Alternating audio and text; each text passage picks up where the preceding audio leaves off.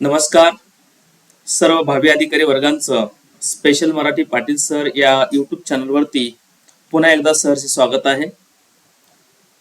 सर्वजण प्रतीक्षित होते की सर आपला पुढचा लेक्चर किंवा पुढचा व्हिडिओ कधी अपलोड होणार आहे, तर ती आता प्रतीक्षा संपलेली आहे।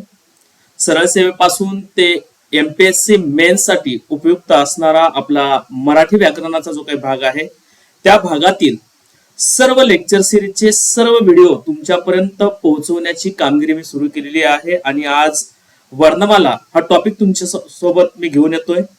आणि याच टॉपिकच्या नंतर जे काही पुढील आपले टॉपिक आहेत सर्व टॉपिक्सचे तुम्हाला व्हिडिओ डेली तुम्हाला भेटून जातील। जर अद्याप कोणी आपल्या चॅनलला सबस्क्राइब केलं नसेल तर त्यांनी कृपया पहिल्यांदा सबस्क्राइब करून घ्या आणि साईडला जे काही बेल आयकॉन आहे त्या बेल आयकॉन वरती देखील प्रेस करा, जेणेकरून आमच्या नवीन व्हिडिओची नोटिफिकेशन जास्तीत जास्त लवकर तुमच्यापर्यंत पोहोचेल। चला क्षणाचा विलंब न करता डायरेक्टली आपण या ठिकाणी आपल्या लेक्चरला स्टार्ट करूयात। तर मराठी व्याकरणामधील जो काही अत्यंत महत्वपूर्ण असा भाग आहे ज्यावरती नेहमी आयोग प्रश्न विचारलं जातं, तर असा टॉपिक आहे तो म्हणजेच वर्णमाला। तर पहा, आता मूळ वर्णमालेबद्दल चर्चा करत असताना जी काही आधुनिक वर्णमाला आहे आणि जुनी वर्णमाला आहे यातला जो काही फरक आहे तो पहिल्यांदा आपण अभ्यासूयात, पहिल्यांदा ती माहिती घेऊयात। तर पहा, जी काही मूळ वर्णमाला आहे त्या मूळ वर्णमालेमध्ये एकूण वर्णांची संख्या जी काही आहे ती एकूण संख्या 48 एवढी होती। लक्षात घ्या काय म्हणतोय पहा, तर जी काही मूळ वर्णमाला आहे त्या मूळ वर्णमालेमध्ये वर्णांची एकूण संख्या 48 इतकी होती, परंतु त्यामध्ये 6 नोव्हेंबर 2009च्या शासन निर्णयानुसार अ आणि अ या दोन इंग्रजी स्वरांचा तसेच क्ष आणि ज्ञ या संयुक्त व्यंजनांचा वर्णमालेत समावेश होतो असे स्पष्टपणे नमूद करण्यात आलेले आहे। कधी? तर शासन निर्णय म्हणजेच 6 नोव्हेंबर 2009च्या शासन निर्णयानुसार अ आणि अ या दोन इंग्रजी स्वरांचा आणि तसेच क्ष आणि ज्ञ ज्यांना आपण संयुक्त व्यंजने म्हणतो याही वर्णांचा आपल्या या वर्णमालेमध्ये समावेश होतो असे स्पष्टपणे नमूद करण्यात आलेले आहे। आणि त्यामुळे आता आधुनिक वर्णमाला जी काही आहे त्या आधुनिक वर्णमालेमध्ये वर्णांची एकूण संख्या जी काही आहे ती आहे 52। त्यानंतर पुढचा पॉइंट पहा, आता याविषयी अनेक संभ्रमावस्था बरेच जणांची निर्माण झालेली आहे की नेमकं किती मानायचे, 48, 50 की 52 यावरती अनेक मतांतरे होते। कारण वर्णमालेतील वर्णांची जी काही संख्या आहे ती संख्या 50 मानावी की 52 मानावी या विषयावरती बरेच जणांचे मतांतरे होते। आणि माहितीच्या अधिकारात याविषयी जेव्हा आपण पाठपुरावा केला आणि त्यावेळेस पाठपुरावा केल्यानंतर 3 संस्थांनी म्हणजेच राज्य मराठी विकास संस्था, सावित्रीबाई फुले पुणे विद्यापीठ आणि भाषा संचालनालय या 3 संस्थांनी वर्णमालेतील वर्णांची संख्या 52 आहे असेच नमूद केलेले आहे। त्यामुळे आता जेव्हाही तुम्हाला असा प्रश्न भेडसावेल की मराठी भाषेतील एकूण वर्णांची संख्या किती, तर त्यावेळेस 52 हा आकडा तुम्ही लक्षात ठेवायचा। लक्षात ठेवा, मूळ वर्णमाला 48 वर्णांची, परंतु आधुनिक वर्णमाला जी काही आहे त्या आधुनिक वर्णमालेत एकूण वर्णांची संख्या जी काही आहे ती आहे 52। त्यानंतर पुढे पहा, आता यामध्ये नेमकं कोणत्या कोणत्या वर्णांचा समावेश आहे, तर जसे की या ठिकाणी सांगितलेला आपण पुढचा पॉइंट, तर यामध्ये 14 स्वर, 2 स्वरादी, 34 व्यंजने आणि त्याचबरोबर 2 संयुक्त व्यंजनांचा वेगळा गट असे 4 गटामध्ये या पूर्ण वर्णमालेचं विभाजन केलेलं आहे।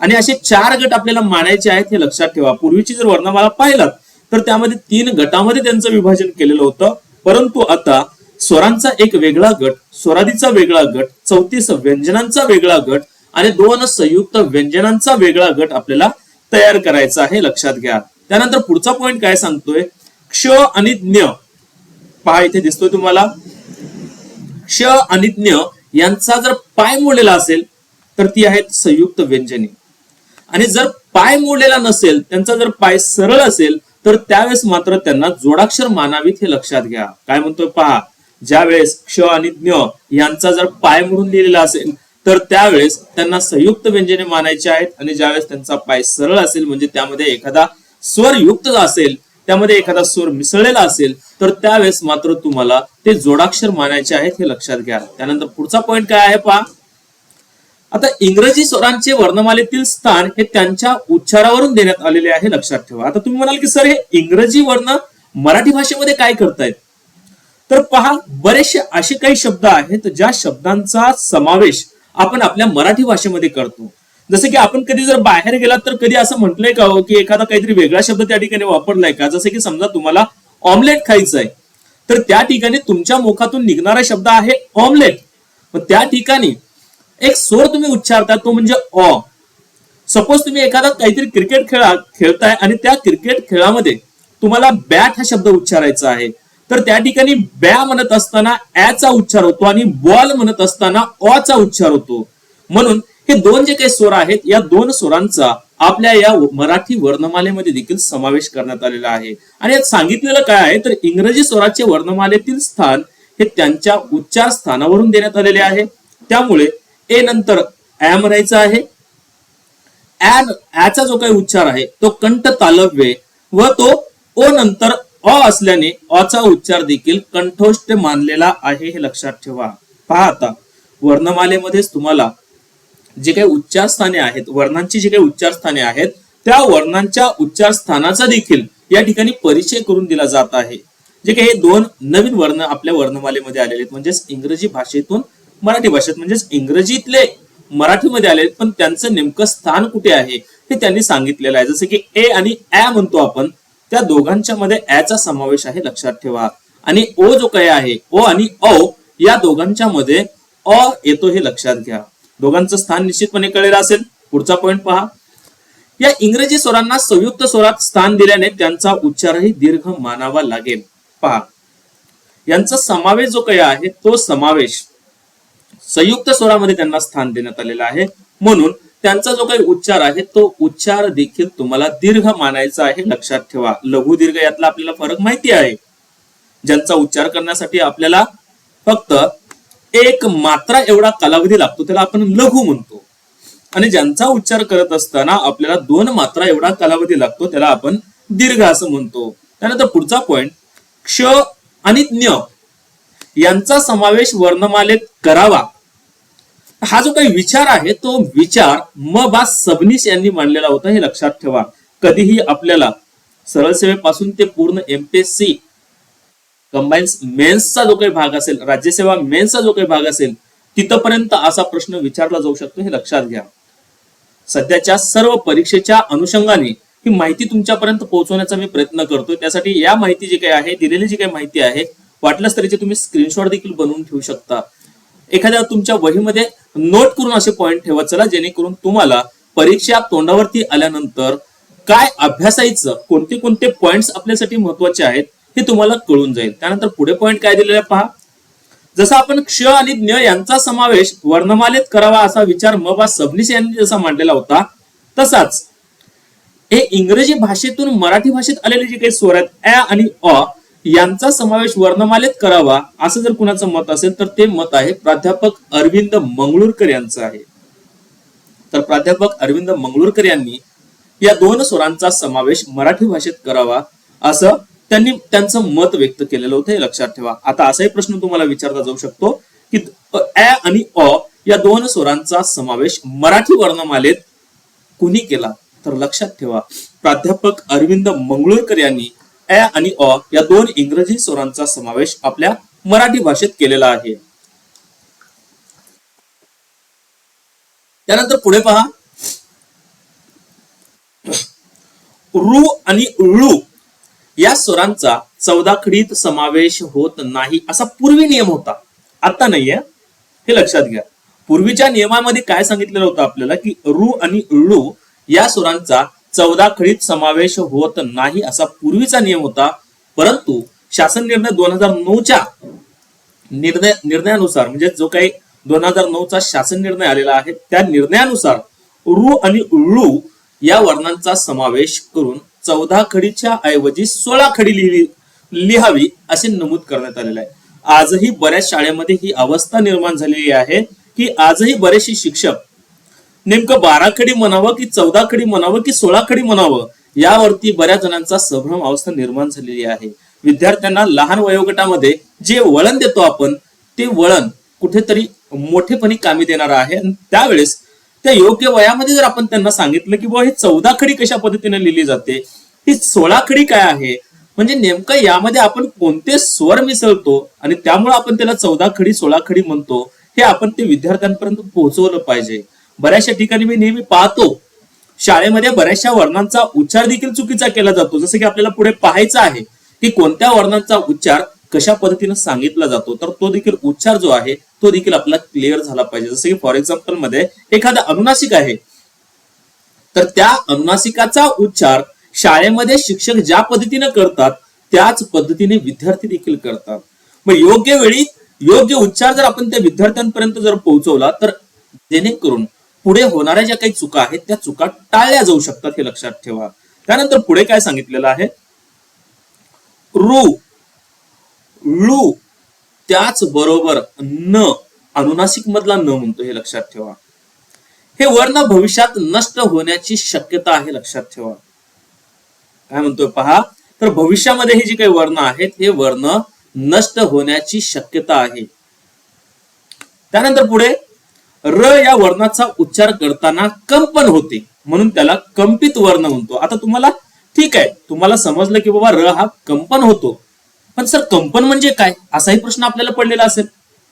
तर कंपन म्हणजे काय, तर तुमच्या मोबाईलमध्ये एक सेटिंग आहे, त्या सेटिंग मध्ये तुम्हाला इंग्रजीमध्ये एक शब्द दिलेला आहे, तो म्हणजे व्हायब्रेट. ओके, आपण म्हणतो ना की मोबाईल व्हायब्रेशन मोडवरती टाका. तर त्या आपल्या मोबाईलच्या सेटिंग मध्ये जाऊन जर तुम्ही लँग्वेज चेंज केलात, इंग्रजी भाषेच्या ऐवजी जर तुम्ही मराठी भाषा केलात, तर त्या व्हायब्रेशनच्या ठिकाणी तुम्हाला कंपन ध्वनी असं नाव येईल. म्हणजेच या व्हायब्रेशनलाच मराठीमध्ये आपण कंपन होणे म्हणतो. जसं की या ठिकाणी सांगितले की र वर्णाचा उच्चार करताना कंपन होते, म्हणजे र चा आवाज येतो. जसं की एखाद्या टेबलावरती जर तुम्ही तुमचा मोबाईल सायलेंट करून ठेवलात आणि जर एखादा कॉल तुम्हाला येत असेल, तर तो कॉल आल्यानंतर तुमच्या मोबाईलचा जो काही व्हायब्रेशन मोडवरचा जो काही आवाज आहे तो आवाज र युक्त येत असतो, म्हणून त्याला आपण कंपन होतो असं म्हणतो. त्याच वर्णाला आपण कंपित वर्ण देखील म्हणतो. त्यानंतर पुढचा पॉइंट, शब्दाच्या शेवटी येणाऱ्या व्यंजनांचा पाय मोडला असेल तर त्याला व्यंजनांत म्हणतात. एक लक्षात ठेवा. आता मी काही विद्यार्थ्यांना नेहमी प्रश्न विचारतो की बाळा, ही जी काही वर्णमाला दिलेली आहे, या वर्णमालेमध्ये या वर्णांचं जे काही पाय मोडलेलं आहे हे का केलेलं असेल. तर बरेचसे विद्यार्थी म्हणतात की सर यामध्ये एक फॉन्टची स्टाईल आहे, ती सर हे एक आकर्षक दिसावं म्हणून केलेलं आहे, कुठेतरी अक्षरांमध्ये वळण यावं म्हणून केलेलं आहे, पाहण्याचा दृष्टिकोन थोडासा वेगळा असावा म्हणून केलेला आहे. अनेक प्रकारचे रिप्लाय येतात. पण बाळांनो, हे लक्षात ठेवा, ज्या वेळेस एखाद्या वर्णामध्ये जर त्यात स्वर मिसळलेला नसेल ना, तर त्याचा उच्चार हा अपूर्ण पद्धतीने होतो, म्हणून त्याचा पाय नेहमी मोडला जातो. आणि ज्या वेळेस त्यामध्ये एखादा स्वर ऍड केला जातो त्यावेळेस त्याचा पाय सरळ केला जातो आणि त्या वर्णांचा उच्चार स्पष्ट होतो, हे लक्षात ठेवा. त्यानंतर पुढचा पॉइंट, पाय मोडलेला नसेल तर त्याला स्वरांत म्हणायचं. आता स्वरांत आणि व्यंजनांत यातला फरक लक्षात घ्या. जर एखाद्या वर्णाचा पाय मोडलेला असेल तर त्यावेळेस त्याला व्यंजनांत म्हणायचं, आणि जर पाय सरळ असेल तर त्याला स्वरांत म्हणायचं. आणि पुढे पहा, जे वर्ण अर्धे होत नाहीत त्यांचे जोडाक्षर करताना त्याचा पाय मोडला जातो. काय म्हणलं पहा, जे वर्ण अर्धे होत नाहीत, जसे की समजा एखादा ट ठ ड ढ हे जे काही वर्ण आहेत, या वर्णाला आपण अर्ध नाही लिहू शकत. मग त्यांचा जेव्हा आपण जोडाक्षर तयार करू त्यावेळेस मात्र त्यांचा पाय मोडूनच लिहायचा, हे लक्षात ठेवा. या बेसिक गोष्टी आहेत. जेव्हा तुम्हाला एखादा शुद्ध लेखनावरती आधारित प्रश्न पडेल ना, त्यावेळेस त्याचा तुम्हाला फायदा होईल, लक्षात ठेवा. अनेक विद्यार्थी या ठिकाणी जर तुम्ही पाहिलात, हा जो काही मी दुसरा पॉइंट दिलेला आहे, या दुसऱ्या पॉइंट मध्ये जसं मी याचा उच्चार सांगितलं की नो, उच्चार कसा केला, नासिकेद्वारे केला नो, परंतु याला बरेचसे विद्यार्थी याचा उच्चार करत असताना त्र असा उच्चार करतात. तर बाबांनो लक्षात ठेवा, त्र हा कुठला वर्ण नाहीये, त प्लस र हे एक जोडाक्षर आहे आणि त्या जोडाक्षरातून तो त्र तयार झालेला आहे. त प्लस र प्लस अ पूर्ण उच्चार करत असताना आपण त्यात अ हा स्वर मिसळला आणि तिथून तयार झाला तुमचा त्र. हा इथे दिसतो तो त्र नाहीये, हे लक्षात घ्या. हा अनुनासिकेमधला न आहे. जसं की एखादी स्त्री आपल्या पतीसोबत जेव्हा हट्ट करते, फॉर एक्झाम्पल मध्ये समजा एखादी पत्नी आपल्या मिस्टरांना जर म्हणत असेल की बाबा पाणीपुरी खायला जायचंय किंवा शॉपिंगला जायचं असेल, तर ती डायरेक्टली साध्या पद्धतीनं कधीच नाही म्हणत शॉपिंगला जाऊयात का आपण किंवा पाणीपुरी खायला जाऊयात का, नाहीये. आणि थोडस ती लाडात बोलते. जाऊयात ना, पाणीपुरी खाऊयात ना, शॉपिंगला जाऊयात ना. म्हणजे उच्चार कसा असतो, नासिकेद्वारे, नाकातल्या नाकात ती बोलत असते पहा. म्हणजे काही वर्णांचा उच्चार नासिकेद्वारे ती करत असते, म्हणून त्याला आपण अनुनासिक असं म्हणतो, हे लक्षात घ्या. त्यानंतर पुढे काय दिलेलं आहे पहा, तर वर्णमाला जी काय आहे ती वर्णमाला तुमच्या समोर दाखवलेली आहे. त्याचा एक चार्ट मी तुमच्या समोर दाखवलेला आहे. आणि ती वर्णमाला व त्या वर्णमालेचे प्रकार, जसं मी तुम्हाला सांगितलं की वर्णमाला जी काय आहे या वर्णमालेचं 4 गटामध्ये आपण विभाजन करायचं आहे. पहिला गट आहे तो स्वरांचा, दुसरा गट आहे स्वरादीचा, तिसरा गट आहे व्यंजनांचा आणि चौथा गट आहे संयुक्त व्यंजनांचा. गट व्यवस्थित पाहून घ्या काय सांगतोय मी. पहिला जो काही गट आहे तो आहे स्वरांचा. एकूण स्वरांची संख्या पण मी लिहिली आहे त्या ठिकाणी. एकूण स्वरांची संख्या आहे 14, स्वरादीची संख्या आहे 2, व्यंजनांची संख्या आहे 34 आणि संयुक्त व्यंजनांची संख्या जी काही आहे ती आहे 2. आय होप सगळ्यांना हा चार्ट क्लिअर झालेला असेल. आता स्वरांमध्ये कोणते कोणते आणखीन गट पडतात, तर स्वरामध्ये ऱ्हस्व, दीर्घ, संयुक्त, इंग्रजी 4 गटामध्ये त्यांचं देखील विभाजन करण्यात आलेलं आहे. काय म्हणलं पहा आता मी, स्वरामध्ये सांगितलं की मी ऱ्हस्व, दीर्घ, संयुक्त, इंग्रजी. मग ऱ्हस्व मध्ये कोणते कोणते येतात, त्यामध्ये आला अ, पहिला ई, पहिला उ, ऋषीचा रू आणि लू. हे 5 जे आहेत ते आहेत ऱ्हस्व स्वर. दीर्घ मध्ये आपण पाहिलं आ, दुसरा ई, दुसरा उ. त्यानंतर आहे संयुक्त, त्यामध्ये आपण पाहिलं ए, ऐ, ओ, औ. इंग्रजी स्वरांबद्दल आताच आपण माहिती घेतली, ä आणि अ. आता आणखीन एक महत्वाचा पॉइंट लक्षात ठेवा, जे की तुम्हाला पुस्तकामध्ये अभ्यासाला भेटणार नाहीये. हा पॉइंट इथेच लक्षात ठेवा की संयुक्त व्यंजने संयुक्त स्वर आणि इंग्रजी स्वर जी काय आहेत यांचा देखील समावेश दीर्घ स्वरामध्येच होतो, हे लक्षात ठेवा. यांचा देखील उच्चार दीर्घच आहे. तो कशा प्रकारचा उच्चार असतो ते आपल्याला पुढे पाहायचं आहे. स्वरादीकडे येऊयात आपण. स्वरादीमध्ये 2 स्वरादी तुम्हाला दिसत आहेत. त्यात पहिला आहे अम, दुसरा आहे अहा. यालाच आपण अनुस्वार आणि विसर्ग असं देखील म्हणतो. त्यानंतर पुढे आहेत व्यंजने. आता व्यंजनांनाच आपण स्वरांत किंवा परवर्ण असं देखील म्हणतो. काय म्हणलं पहा आता, व्यंजने, स्वरांत, परवर्ण. आता व्यंजनांना आपण स्वरांत का म्हणायचं, परवर्ण का म्हणायचं, तर पहा, एखाद्या वर्णाचा उच्चार जर तुम्हाला स्पष्टपणे करायचा असेल तर त्यावेळी शेवटी तुम्हाला स्वराची सहायता घ्यावी लागते. जसे या ठिकाणी सगळे वर्ण पाय मोडलेले आहेत. आता यांचा उच्चार पूर्ण करण्यासाठी अंती स्वर घ्यावा लागतो. स्वर अंत, स्वरांत. अंती जो काही आहे तो आहे स्वर, त्यामुळे त्याला आपण म्हणलं स्वरांत. परवर्ण का म्हटलं जातं, तर ही जी काही व्यंजने आहेत ही व्यंजने स्वरावरती अवलंबून असतात. म्हणजे दुसऱ्यांवरती अवलंबून असणे. ही जेवढे काही व्यंजने दिसतात ही सर्व व्यंजने यांचा उच्चार पूर्ण करण्यासाठी हे इतर स्वरांवरती अवलंबून असतात, म्हणून याला आपण परवर्ण असं म्हणतो. मग स्पर्श व्यंजनांना दुसरं एक नाव आणखी दिलेलं लक्षात ठेवा, यालाच आपण वर्गीय व्यंजने देखील म्हणतो. स्पर्श व्यंजनांना काय म्हटलं पहा, वर्गीय व्यंजने. तर एकूण स्पर्श व्यंजनांची जी काही संख्या आहे ती आहे 25. त्यामध्ये देखील 3 गटामध्ये विभागणी केलेली आहे, वर्गीकरण केलेलं आहे. जसं की पहिला आपण पाहिला कठोर, मृदू, अनुनासिक. आता कठोर मध्ये आपण पाहिलं क ख, च छ, ट ठ, त थ, प फ. मृदू मध्ये पाहिलं आपण ग घ, ज झ, ड ढ, द ध, ब भ. आता मात्र सगळ्यात भारी जी म्हणजेच अनुनासिके. इथे मात्र विद्यार्थी गोंधळतात. जसं की विद्यार्थ्यांना लहानपणी शाळेमध्ये शिकवलं गेलेलं आहे क ख ग घ ड.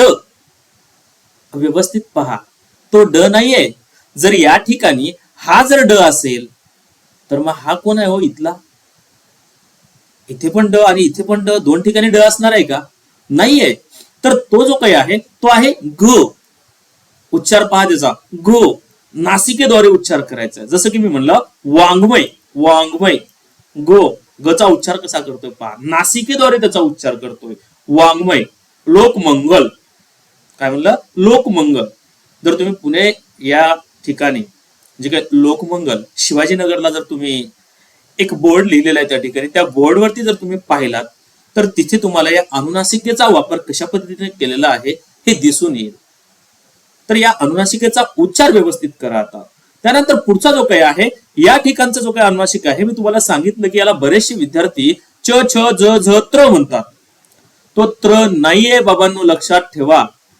तो त्र नाहीये, त्याचा उच्चार न असा होतो, हे लक्षात घ्या. बाकीचा उच्चार आपल्या सगळ्यांना माहिती आहे, पण या दोन ठिकाणचा जो काही उच्चार आहे तो व्यवस्थित सुधारून घ्या, लक्षात ठेवा. ओके, आय होप इथला भाग सगळा क्लिअर झालेला असेल. पुढे आणखीन आपल्याला डीप मध्ये माहिती घ्यायचीच आहे. पहिल्यांदा आपण हा चार्ट सविस्तरपणे समजावून घेतोय. आता अर्धस्वर. आता अर्धस्वर म्हणजे काय, तर बऱ्याच वेळेस काही व्यंजने हे स्वरांचे देखील कार्य करत असतात, म्हणून त्याला आपण अर्धस्वर म्हणत असतो. आणि त्यामध्ये अर्धस्वर आहेत 4, ए र ल व. त्यानंतर आहेत उष्मे. उष्मे त्यालाच आपण म्हणतो घर्षक. ज्या वेळेस काही वर्णांचा उच्चार करत असताना एक प्रकारे मुखातून उष्मा बाहेर पडते, कुठेतरी घर्षण होतं, म्हणून त्याला आपण उष्मे म्हणतो. जसे की श श स यांचा उच्चार करत असताना एक प्रकारची उष्मा बाहेर फेकली जाते, म्हणून याला आपण उष्मे किंवा घर्षक असं म्हणतो. त्यानंतर आहे महाप्राण. आता महाप्राण, मुख्य महाप्राण आहे हो. जसे की पहा, पोलीस भरतीला जाणारा बरेचसे विद्यार्थी जेव्हा त्यांना एखादं वर्कआउट सांगितलं जातं किंवा त्यांची एखादी रनिंग चालू असेल, शिक्षकांनी मागून त्यांना सांगितले की थांबायचं नाहीये, थांबलात तर काठीचा मार बसेल. विद्यार्थी धावतो धावतो धावतो आणि सरांनी लगेच पाठीमागून ऑर्डर दिली, स्टॉप. आणि जेव्हा तुम्ही थांबता त्यावेळेस मुखातून एक श्वास येतो. म्हणजे काय करता तुम्ही, पूर्ण पोटातून श्वास बाहेर फेकता, म्हणून त्या ठिकाणी आपण त्याला महाप्राण असं म्हणतो. पुढचा जो काही आहे तो आहे द्रविडियन. आता द्रविडियन म्हणजेच ज्याला आपण पूर्वी स्वतंत्र वर्ण म्हणत होतो, पण ज्यावेळेस आयोगाने एक प्रश्न विचारला की ळ हा कोणत्या भाषा गटातून आलेला आहे, याबद्दलची सविस्तर माहिती आपण मागच्या व्हिडिओमध्ये दिलेली आहे. ज्या पाठाचं आपलं नाव होतं मराठी भाषेचा उगम व इतिहास, यामध्ये आपण या ळ वर्णाबद्दल सविस्तर माहिती दिलेली आहे. द्रविडियन भाषा गटातून आलेला तो वर्ण आहे, म्हणून ळ या वर्णाला आपण द्रविडियन म्हणतो. आणि मराठी भाषेमध्ये ळ या वर्णापासून एकाही शब्दाची निर्मिती झालेली नाहीये, म्हणून त्याला आपण स्वतंत्र म्हणतो. हे दोन्हीतला फरक लक्षात घ्या. त्यानंतर जो काही मुख्य चौथा पॉइंट या ठिकाणचा आहे, जो की संयुक्त व्यंजनांचा, यामध्ये या ठिकाणी 2 आहेत, जे की क्ष आणि ज्ञ. ओके, हा जर गट तुम्हाला व्यंजन आणि संयुक्त व्यंजनांचा जर गट समजून घ्यायचा असेल ना, तर आजकाल सध्या चाललेलं जे काही राजकारण आहे, जे काही पक्षांची फोडाफोड चालू आहे, त्या ठिकाणी जर तुम्ही लक्ष दिलात तर हे व्यंजने आणि संयुक्त व्यंजने काय आहेत हे तुम्हाला कळून जाईल. जसं की संयुक्त व्यंजने हा देखील व्यंजनाचाच एक भाग आहे, परंतु त्यांचा एक स्वतंत्र गट तयार झालेला आहे.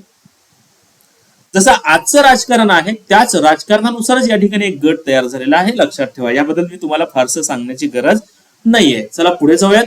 पुढचा पॉइंट काय सांगितलेला आहे पहा आता. तर यात आपण एक एक पॉइंट सविस्तरपणे अभ्यासूयात. त्यातला पहिला पॉइंट आपण घेतोय स्वर. आता स्वर म्हणजे काय, तर ओठांचा एकमेकांशी किंवा जिभेचा मुखातील कोणत्याही भागाशी स्पर्श न होता स्वतंत्रपणे श्वासाद्वारे हवेचा मार्ग न अडवता ज्यांचा उच्चार होतो ना, त्यांना आपण स्वर असे म्हणतो. काय म्हणलं, ओठांचा एकमेकांशी किंवा जिभेचा मुखातील कोणत्याही भागाशी स्पर्श न होता, अ आ ई ई उ. पहा आता काय म्हणतोय मी, तर स्वतंत्रपणे श्वासाद्वारे हवेचा मार्ग न अडविता ज्यांचा उच्चार होतो ना, त्यांना आपण स्वर असे म्हणतो. मग यामध्ये काही पॉइंट्स आहेत जे की खूप महत्वाचे असतील, हायलाइट करून ठेवा. तुम्ही तुमच्या वहीमध्ये, तुमच्या रजिस्टरमध्ये नोट करून ठेवा. पहिला पॉइंट काय आहे, स्वर स्वतंत्र उच्चाराचे असतात. काय म्हणून सांगितलं मी, स्वर स्वतंत्र उच्चाराचे असतात. दुसरा पॉइंट या ठिकाणी काय दिलेला पहा, स्वरांचा उच्चार प्रवाही असतो, त्यामुळे तो लांबविता येतो. स्वरांचा उच्चार कसा आहे, प्रवाही आहे, तो लांबविता येतो. जसं की पहा, एखाद्या कीर्तनामध्ये, एखाद्या अभंगामध्ये तुम्ही ऐकलं असेल, अ लांबवतोय आपण, आ लांबवतो आपण, म्हणजे ते कसे आहेत, प्रवाही आहेत, त्यामुळे त्यांचा उच्चार जो काय आहे तो आपल्याला लांबविता येतो. लक्षात ठेवा, व्यंजनाचा उच्चार मात्र प्रवाही नसतो. जी काही व्यंजन आहेत ना, त्यांचा उच्चार हा प्रवाही नसतो. पॉइंट, स्वर मुळातच अक्षर असतो व तो व्यंजनांच्या शेवटी मिसळून व्यंजनांना अक्षरत्व प्राप्त करून देण्याचे कार्य करतो. जो काही स्वर आहे तो मुळातच काय आहे, अक्षर आहे. आता अक्षर या शब्दाची जर फोड केला तर नष्ट न होणारे असा त्याचा अर्थ निघतो, हे लक्षात घ्या. त्याला आपण अक्षर म्हणतो. क्षर म्हणजेच नष्ट न होणारे. आणि तो जो काही स्वर आहे तो अक्षर असतो व तो व्यंजनाच्या शेवटी मिसळून व्यंजनांना देखील तो अक्षरत्व प्राप्त करून देतो. मी आता सांगितलं की व्यंजने जी काय आहेत ते आपण पाय मोडून लिहित असतो आणि त्यांचा पाय सरळ करण्यासाठी आपल्याला एखादा स्वर त्यात ऍड करावा लागतो. फॉर एक्झाम्पल मध्ये एखादा मुलगा गाडीवरून पडला आहे आणि त्याचा पाय मोडलेला आहे. त्याचा पाय जर सरळ करायचा असेल तर आपल्याला एखादा त्याच्या पायामध्ये रॉड बसवावा लागतो. तसाच या व्यंजनामध्ये देखील जे काही आपल्याकडे स्वर आहेत त्या स्वरांपैकी एखादा स्वर रॉड म्हणून काम करत असतो. हे आपल्या एक साध्या भाषेमध्ये सांगण्याचा प्रयत्न करतोय तुम्हाला. पुढे स्वरांना अच असे म्हणतात. लक्षात ठेवा, हा पॉइंट खूप महत्वाचा असेल. स्वरांना अच असे म्हणतात. च चा पाय मोडलेलाच असला पाहिजे हे लक्षात घ्या. चला पुढचा पॉइंट काय म्हणतो पहा आता. तर या स्वरांचे नेमकं प्रकार किती ते पाहूयात. जसं आपण मागच्या याच्यामध्ये पाहिलेलं आहे 4 प्रकार. ते प्रकार आपण सविस्तरपणे या ठिकाणी अभ्यासणार आहोत. जसं की या ठिकाणी एक चार्ट दाखवलेला आहे मी. ऱ्हस्व, दीर्घ, संयुक्त, इंग्रजी. तर ऱ्हस्व मध्ये आपण पाहिलं तर 5 स्वरांचा या ठिकाणी समावेश आहे. अ, पहिला इ, पहिला उ, रू आणि ळू. दीर्घ मध्ये आपण पाहिलं आ, इ, उ. यामध्ये आपण पाहिलं की दीर्घ उच्चार, यांचा उच्चार जो आहे तो दीर्घ असा होतो. त्यानंतर पुढे पाहिलं आपण संयुक्त मध्ये ए, ऐ, ओ, औ. इंग्रजीमध्ये आपण पाहिलं ऍ, ऑ. आता लक्षात ठेवण्यासाठी काय करायचं पहा. इंग्रजी स्वरांची संख्या आहे 2, दीर्घ स्वरांची संख्या आहे 3, संयुक्त व्यंजन स्वरांची संख्या आहे 4, ऱ्हस्व स्वरांची संख्या आहे 5. 2, 3, 4, 5. आता आणखीन एक महत्वाचा पॉइंट म्हणजे हा संयुक्त आणि इंग्रजी यांचा देखील समावेश दीर्घ मध्येच होतो हे लक्षात घ्या. त्यांचा देखील उच्चार दीर्घच आहे. संयुक्त आपण का म्हटलं तर इतर 2 स्वरांपासून तो तयार झालेला स्वर आहे म्हणून त्याला आपण स्वर संयुक्त म्हटलं. इंग्रजी भाषेतून मराठी भाषेत आला म्हणून त्याला आपण इंग्रजी म्हटलं हे लक्षात घ्या. सविस्तर माहिती पुढे दिलेली आहे. ऱ्हस्व स्वर म्हणजे काय, कोणते आहेत हे आताच आपण पाहिलं. यांचा जो काही उच्चार आहे हे मूळ स्वर आहेत. या मूळ स्वरांचा उच्चार आखूड होतो म्हणजेच उच्चार करण्यास तुम्हाला खूप कमी कालावधी लागतो म्हणून त्यांना आपण ऱ्हस्व स्वर असे म्हणतो. त्यानंतर जसं की पुढचा एक पॉइंट दिलेला आहे. रू हा स्वर व्यंजनात मिसळल्यास त्या व्यंजनात दर्शविल्याप्रमाणे बदल होतो. जसे की क प्लस रू, क्रू. बरोबर, आपण पाहिला असेल क्रूची धातू रूपे वगैरे हे शब्द तुम्हाला पुढे अभ्यासायचे आहेत. प्रत्येक टॉपिक वाईज आपण या ठिकाणी व्हिडिओ तुमच्यापर्यंत मी पोहोचवणार आहे. एक ना एक टॉपिक तुमच्यापर्यंत पोहोचेल हे लक्षात ठेवा. वर्णमाला सुरू केलेली आहे. वर्णमालेच्या नंतर तुमच्यापर्यंत दुसरा जो काही लेक्चर असणार आहे तो संधीचा असेल. संधीवरचे जे काही 4 संधीचे जे प्रकार आहेत त्यावरती मी 4 व्हिडिओ तुमच्यापर्यंत पोहोचवणार आहे. प्रत्येक प्रकारावरती तो व्हिडिओ तुमच्यापर्यंत पोहोचून जाईल. असे 4 व्हिडिओ संधीचे असतील. मग त्यामध्ये तुमची स्वर संधी असेल, व्यंजन संधी असेल, विसर्ग संधी असेल, पररूप, पूर्वरूप जी काही मराठीतली निव्वळ संधी म्हणतो आपण तीही संधी, असे सर्व आपल्याकडे 4 व्हिडिओ मी तुमच्यापर्यंत पोहोचवणार आहे. त्यानंतर जे काही आपल्या शब्दाच्या जाती आहेत त्या शब्दाच्या प्रत्येक जातीवरती आधारित 8 जातीवरती 8 व्हिडिओ तर असतीलच. त्याचबरोबर त्यातला आणखीन जो काही भाग असेल, लिंग असेल, वचन असेल, विभक्ती असेल, त्याचबरोबर जो काही काळ असेल त्यावरती देखील सर्व प्रकारचे व्हिडिओ आपल्या चॅनलवरती आपल्याला भेटणार आहेत हे लक्षात ठेवा. जे कोणी होतकरू विद्यार्थी असतील ज्यांना खरोखर क्लास लावण्याची इच्छा आहे परंतु कुठेतरी आर्थिक परिस्थिती जर साथ देत नसेल, कमकुवत असेल तर त्यांच्यापर्यंत आपले व्हिडिओ पोहोचवा. आपल्या ग्रुपची लिंक त्यांच्यापर्यंत शेअर करा. आपल्या चॅनलची जी काही लिंक आहे ती त्यांच्यापर्यंत शेअर करा जेणेकरून त्या विद्यार्थ्याला कुठेतरी नक्कीच आपल्या शिकवणुकीचा फायदा होईल. आज मार्केटमध्ये बऱ्याच ठिकाणी तुम्ही पाहत असाल की कोणती ना कोणती तरी फीस पे केल्यानंतरच तुम्हाला ऑनलाईन क्लास बघायला भेटतात. परंतु या ठिकाणी मात्र तुम्हाला मोफत मध्ये सर्व व्हिडिओ पहिल्या टॉपिक पासून ते पूर्ण शेवटच्या चॅप्टर पर्यंतचे सर्व व्हिडिओ तुम्हाला भेटणार आहेत. लक्षात ठेवा. त्यामुळे सर्वजण निश्चिंत राहा. पुढचा पॉइंट पहा. दीर्घ स्वर आ, इ, उ या द्विगुणित स्वरांचा उच्चार करण्यासाठी जास्त कालावधी लागतो म्हणजेच लांबट उच्चार होतो म्हणून त्यांना आपण दीर्घ स्वर असे म्हणतो. पहा आता आ, इ, उ उच्चार कसा आहे, थोडासा लांबट आहे. त्यानंतर संयुक्त स्वर ए, ऐ, ओ, औ हे स्वर इतर 2 निराळ्या स्वरांचे मिळून बनल्याने त्यांना आपण संयुक्त स्वर म्हणतो. संयुक्त स्वर दीर्घ उच्चाराचे असतात. उदाहरणार्थ या ठिकाणी दाखवलेला आहे. ए जो काही आहे तो कसा तयार झाला आहे, तर अ प्लस ई यापासून ए तयार झाला. ऐ कसा तयार झाला, तर आ प्लस ई यापासून ऐ तयार झाला. ओ कसा तयार झाला, तर अ प्लस उ, आणि औ कसा तयार झाला, तर आ प्लस उ. या दोन स्वरांपासून त्या स्वराची निर्मिती झालेली आहे, म्हणून त्याला आपण संयुक्त स्वर असं म्हणतो, हे लक्षात घ्या. त्यानंतर पुढचा पॉइंट, इंग्रजी स्वर यालाच आपण आदत्त म्हणतो, जसं की ऍ अ हे इंग्रजीतून मराठीत आलेले स्वर आहेत, हे लक्षात ठेवा. चला पुढचा पॉइंट. आता उच्चार स्थानावरून या स्वराचे आणखीन काही प्रकार पडतात. कोणते कोणते? सजातीय स्वर आणि विजातीय स्वर. आता सजातीय म्हणजे काय आपल्याला माहिती आहे, विजातीय म्हणजे काय आपल्याला माहिती आहे. पुढे पाहूयात आपण आता लक्षात कसं ठेवायचं.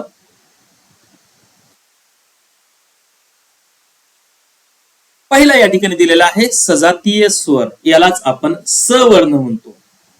आता माहिती काय दिलेली आहे, तोच स्वर ऱ्हस्व किंवा दीर्घ पुन्हा आल्यास सजातीय स्वराची जोडी तयार होते. एकाच उच्चार स्थानातून निघणाऱ्या स्वरांना सजातीय स्वर असे म्हणतात. मग या जोड्या लक्षात ठेवा, 3 जोड्या आहेत, अ आ इ ई उ उ. काय म्हणलं मी, पहा, अ आ इ ई उ उ या 3 जोड्या लक्षात ठेवायच्या आहेत. ब्राह्मणांच्या साक्षीने कुलदैवतेच्या आशीर्वादाने आपण यांचा विवाह लावून देतोय असं समजा. अ ची जोडी आ सोबतच दिसली पाहिजे, ई ची जोडी ई सोबतच दिसली पाहिजे, उ ची जोडी उ सोबतच दिसली पाहिजे.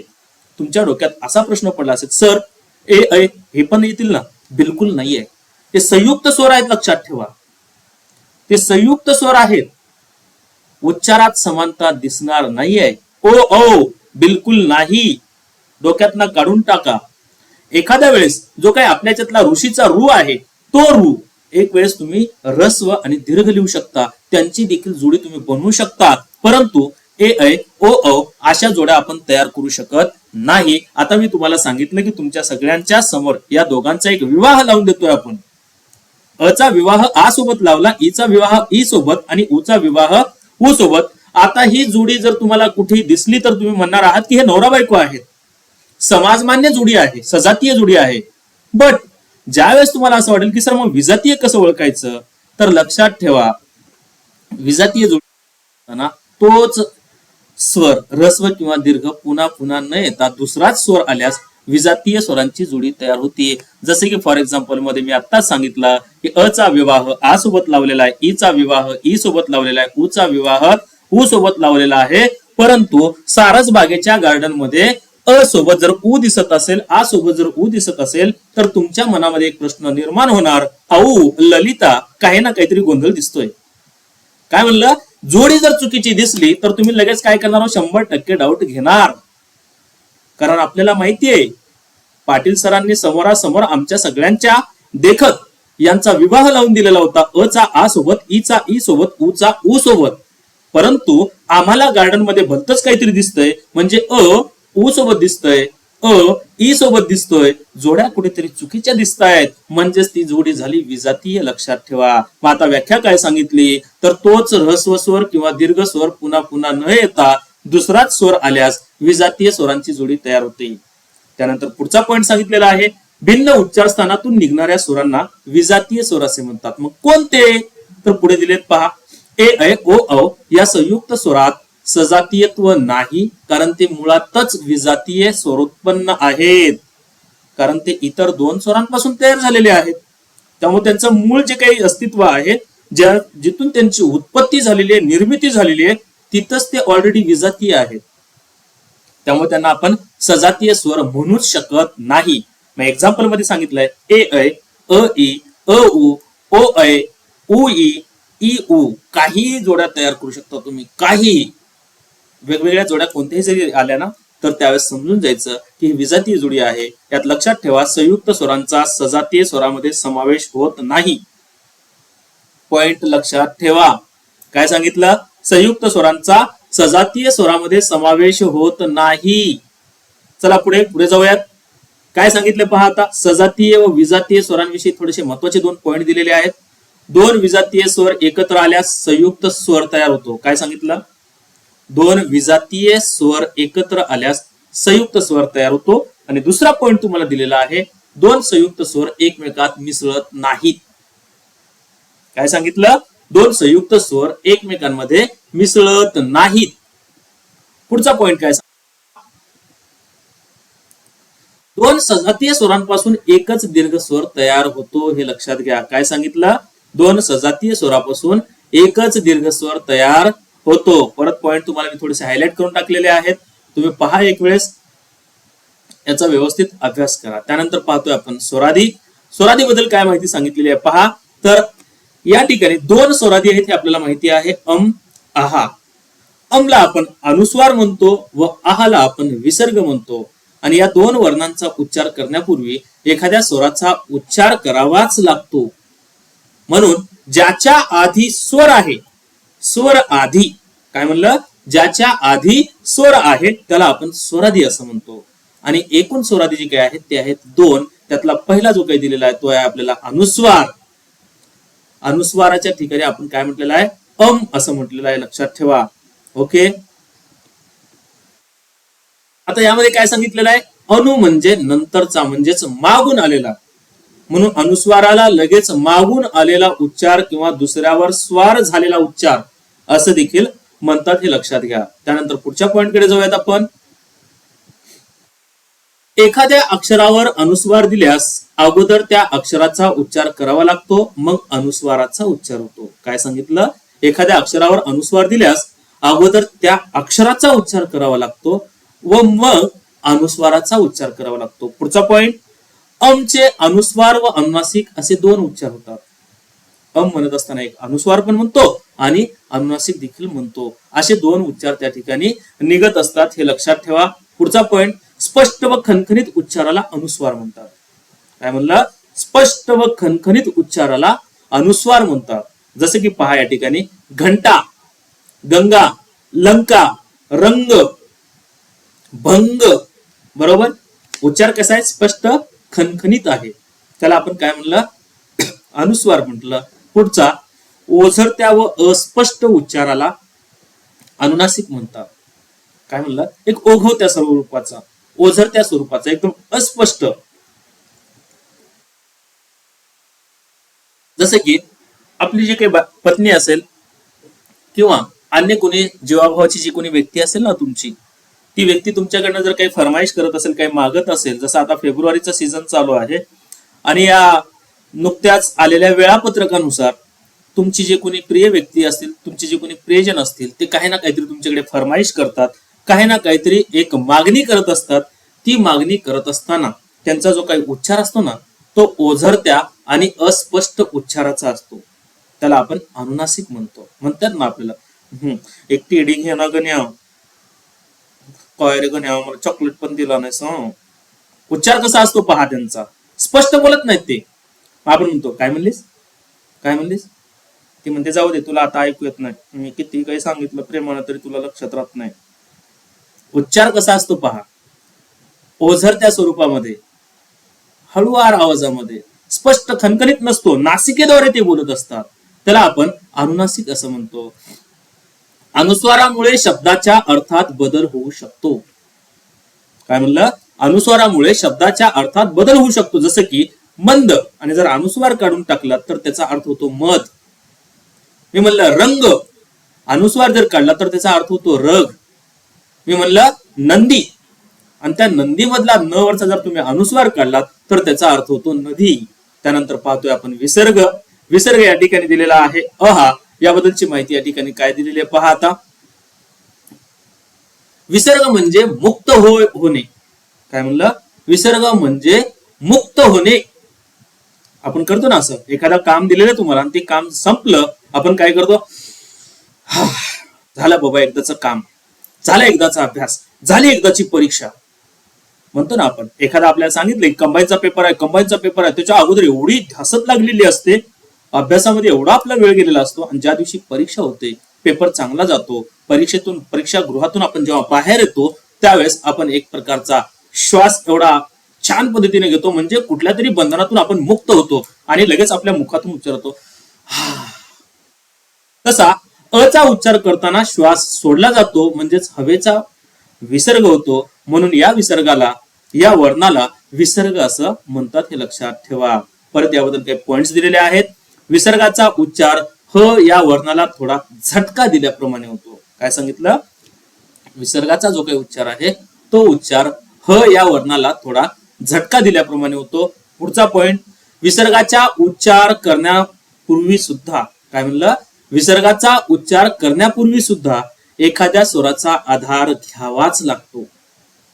काय सांगितलं पहा, ज्यावेळेस तुम्ही एखाद्या विसर्गाचा उच्चार करता त्या विसर्गाचा उच्चार करण्यापूर्वी सुद्धा तुम्हाला एखाद्या स्वराचा आधार घ्यावाच लागतो. पुढचा पॉइंट, दुःख या शब्दात विसर्गाचा उच्चार करण्यापूर्वी उ या स्वराचा आधार घ्यावा लागलेला आहे. स्पष्ट दिसायला लागलेला आपल्याला. या द मध्ये स्वर दडलेला आहे तो म्हणजे उ, म्हणजेच विसर्गाच्या पूर्वी तुम्हाला एखाद्या स्वराची सहायता घ्यावी लागलेली आहे, हे लक्षात घ्या. ठीक आहे, चला इथपर्यंतचा भाग आपल्या सर्वांना समजला असेल अशी अपेक्षा व्यक्त करतो. आणि जो काही आपला यातला पुढचा जो काही भाग आहे तो आपण पुढील लेक्चर मध्ये कंटिन्यू करूयात.